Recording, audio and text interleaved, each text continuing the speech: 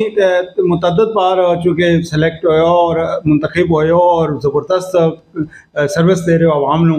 इससे नाल नाल जिहड़ी बुनियादी चीज़ां जिहड़ी मेरे इल्म च है कि तुसीं समाजी खिदमात भी बहुत ज़्यादा हैं तुहाड़ियां, उस हवाले नाल थोड़ी रोशनी पाएं। अल्हम्दुलिल्लाह जी, ये भी अल्लाह पाक ने एक खिदमत वालदैन दे साले सवाब वास्ते लिखी हुई है। ते जमींदार फैमिली नाल तलक होंदे आ, क्योंकि जमीन दी असी अतिया फलाह आस्ते कर सकते आ। तो उस सिलसिले में 2 तो 4 कनाल जगह जिहड़ी है वो दरस नूं वकफ की, 2 तो 4 कनाल जगह जिहड़ी है जी वो मस्जिद नूं वकफ की।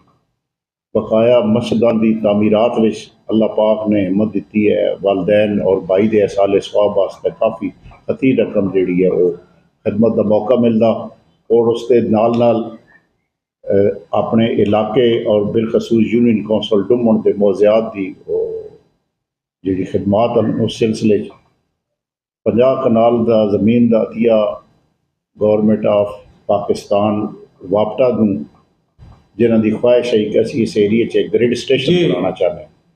वो ग्रिड स्टेशन वास्ते 50 कनाल का बाकायदा उन्होंने इंतकाल करा के वापटा नूं वकफ की। ग्रिड स्टेशन बन गया अल्हम्दुलिल्लाह, जिस ग्रिड का नाम है खानपुर सिटी जी। और उहदे नाल साडी इलाके दे जिहड़े मसाइल हैं बिजली के हवाले नाल काफ़ी हल हो गए। बिलखसूस जी लोड शेडिंग वाली है, क्योंकि साडा सबका कनैक्शन जो पाछाड़ ग्रिड स्टेशन है, और उस तो आखिरी एरिया जोड़ा दिलजबा पहाड़ के दामन में जोड़े 2 यूनिट कौंसल मुतअद्दिद मौज़ियात उन्हां तक सप्लाई की जी है वो वोल्टेज मसला रहा है। तो इस एरिए में 50 कनाल का अतीयत की वजह तो ग्रिड स्टेशन बढ़ने की वजह तो जिहदे विच मेजर ताहिर साहब की भी खासी कंट्रीब्यूशन है, जिन्होंने इस इलाके के इस ग्रिड स्टेशन बनने की मामनत की है। तो अल्हम्दुलिल्लाह सुरखरू हाँ।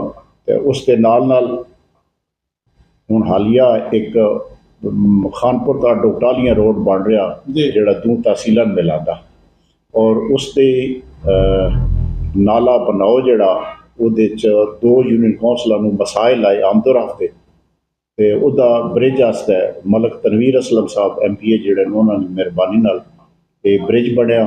और फिर ये सड़क जिहड़ी है खानपुर का डोगटालियां जी चोई नूं लिंक करती है 19 किलोमीटर। इसनूं सिंगल तो